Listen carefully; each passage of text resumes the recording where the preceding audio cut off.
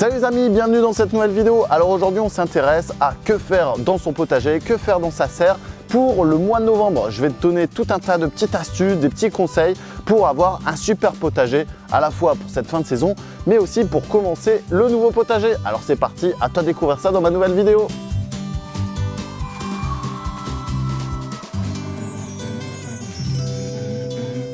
Alors ça y est, le mois de novembre arrive, on va pouvoir commencer justement à se reposer, ça c'est une première chose, mais il y a quand même des petites choses à effectuer dans son jardin. Avant ça, j'aimerais te faire découvrir ma page Instagram là en dessous, mais également mes réseaux TikTok et Facebook où je te mets toutes les petites astuces, des petites photos là tous les jours, mais aussi voir ce que tu pourrais faire par la suite dans ton potager. Alors première action dans son potager pour le mois de novembre, on va s'intéresser à l'amendement, on va s'intéresser au travail du sol, au désherbage. Alors j'aime pas trop ce mot là, mais bon, il faut en parler quand même. Voilà, on va s'occuper du sol, on va l'enrichir, on va laisser se reposer un petit peu, on va l'aérer dans le but uniquement d'avoir un support de culture pour l'année prochaine. Donc là ici, moi j'ai apporté le fumier de poule, j'ai apporté le fumier de cochon. D'ailleurs, si tu veux tout savoir sur les fumiers, c'est l'objet de ma dernière vidéo, tu vas pouvoir la découvrir là ici, tu cliques sur The Prof d'Ortie et c'est ma dernière. Donc c'est quel fumier apporter dans son jardin en permaculture pour avoir un super potager l'année prochaine. Alors concernant l'aération de ton jardin, tu vas pouvoir utiliser soit la grelinette, tu sais cette fameuse grosse fourche là à deux manches que tu vas pouvoir décompacter, enfoncer dans le sol pour justement éviter de le retourner, ça c'est la première chose. Si tu n'en as pas, tu peux utiliser une petite fourche bêche qui marche aussi. Alors forcément ça sera sur une moins grande surface, mais ça fait très bien le travail. Au cas où, il y a toujours des précurseurs, il y a toujours aussi des anciens qui vont vouloir retourner leur terre. Alors pour ça, vous allez utiliser la bêche et vous allez essayer de gratter les 4-5 cm de surface uniquement. Ça ne sert à rien d'aller trop enfuir. Pourquoi? Parce qu'il y a toute cette matière organique qui est en surface, vous avez toute la vie microbienne qui est incorporée au sol et donc le fait de bouleverser ce sol comme ça en bêchant, ça a été prouvé, ça déstabilise la structure de notre sol. Donc tu évites de bêcher ou alors de bêcher profondément et tu vas utiliser plutôt la bêche ou alors l'aérobêche.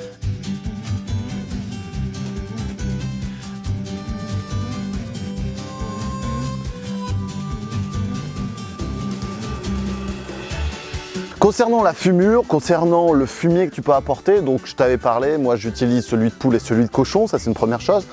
Je vais déjà faire quelques îlots à droite à gauche en fonction de mes rotations des cultures parce qu'il y a toujours des cultures d'hiver, donc ça je vais faire attention à ça. Ensuite, je vais le déposer et je viendrai l'étaler au fur et à mesure de mes envies, donc courant novembre et courant décembre. Donc les objectifs d'apporter cet amendement, en fait, c'est de réenrichir mon sol, d'apporter une vie microbienne à l'intérieur de mon sol que je ne vois pas encore là pour l'instant, et ensuite, forcément, d'optimiser mes rendements pour l'année prochaine. Donc là, on a un gros tas de fumier, j'ai également déversé les déchets de tonte, je viens apporter également en surface quelques brindilles pour éviter que ça s'asphyxie. Et après, il n'y a plus qu'à étaler pour avoir des super légumes cette année. Qui dit mois de novembre dit quand même plantation. On va pouvoir s'occuper de planter des légumes d'hiver. Alors ça va être principalement dans la serre. Si tu as une serre tunnel un peu comme la mienne ou alors une serre en dur, tu vas pouvoir donc semer à la fois des épinards, tu vas semer également du radis, tu vas semer du navet, tu vas pouvoir semer donc les épinards j'ai déjà dit, ah non j'ai peut-être pas dit, de la mâche, de la roquette si vraiment les températures sont favorables pour pouvoir augmenter ta saison de production. Ensuite tu vas pouvoir planter quelques cailleux, quelques bulbes, à savoir l'ail, l'oignon et l'échalote que tu vas laisser tranquillement reposer tout l'hiver. Tu vas pouvoir disposer un petit paillage et ensuite commencer à voir les résultats des premiers germes sortir. Souvent forcément les journées se passent un peu plus en intérieur malheureusement, mais bon il y a quand même des activités à faire en intérieur et qui sont liées avec le jardin. Et c'est le cas avec la récupération des graines. Tu vas sélectionner tes meilleures plantes, tu vas récupérer forcément les semences, donc ça peut être le haricot, ça peut être les radis, ça peut être le basilic, ça peut être les tomates, alors sachant que c'est les dernières tomates de la saison, et tu vas commencer donc à préparer ta grainothèque pour l'année prochaine. C'est une opération très importante, pourquoi? Parce qu'elles te rend autonome là-dessus. Ensuite, elle va créer alors des résistances, je ne vais pas te dire d'une année à l'autre, c'est pas vrai, il faudrait des dizaines d'années, mais voilà, tu vas commencer à créer une résistance sur ton potager pour avoir les meilleurs légumes au fur et à mesure des futures années. Donc là ici, moi j'ai des haricots encore à récupérer, je laisse grainer sur pied.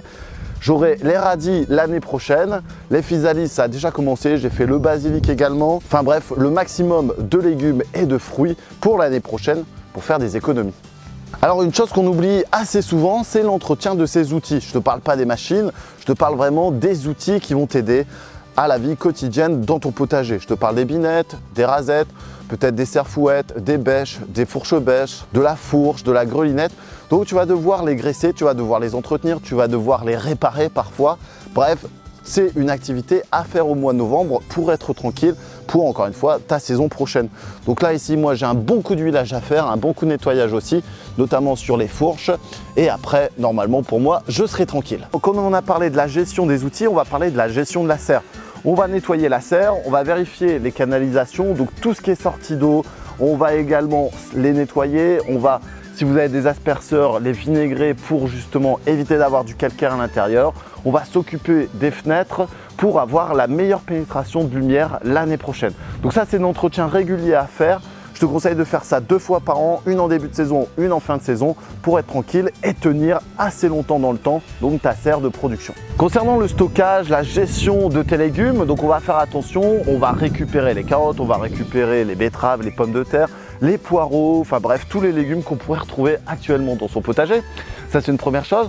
Donc on va faire attention aux ravageurs qui vont pouvoir justement les détruire, les manger à notre insu. Je te conseille pour ça soit de faire une petite fosse enterrée avec une protection grillagée pour éviter justement que des rongeurs viennent s'inviter et viennent faire un super repas.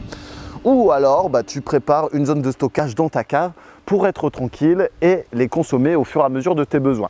Tu vas pouvoir en laisser également dans le jardin pour être tranquille et pour aussi cueillir, donc encore une fois en fonction de tes besoins. Attention toutefois, s'il y a des grosses gelées, tu vas pouvoir peut-être les pailler, les protéger, notamment les carottes, les pommes de terre, les betteraves aussi, pour être sûr d'en avoir tout au long de cet hiver. Enfin, la dernière action, le dernier conseil que je pourrais te conseiller, c'est de planifier, de commencer à préparer tes futures rotations des cultures. Ça commence dès maintenant où tu vas noter ce que tu as mis en place là cette année, ce que tu voudrais mettre en place l'année prochaine. Avec ça, tu fais ta récupération de semences, tu te prépares ton petit plan. Et l'année prochaine, normalement, si tu suis mes vidéos, si tu plantes, si tu sèmes, enfin bref, tout à la bonne saison, tu auras un super potager bien productif comme ici. Je te laisse découvrir mes autres vidéos, ça se passe en dessous, tu tapes The Prof d'Ortie, enfin bref. Tu verras, c'est assez simple et il y a tout un tas d'explications sur toutes les cultures. Ensuite, tu me découvres sur Facebook, Instagram et TikTok. Je te laisse faire un petit pouce bleu, là, ici, par ici. Partagez ma vidéo et on se retrouve la semaine prochaine pour la nouvelle vidéo. Alors, à bientôt les amis.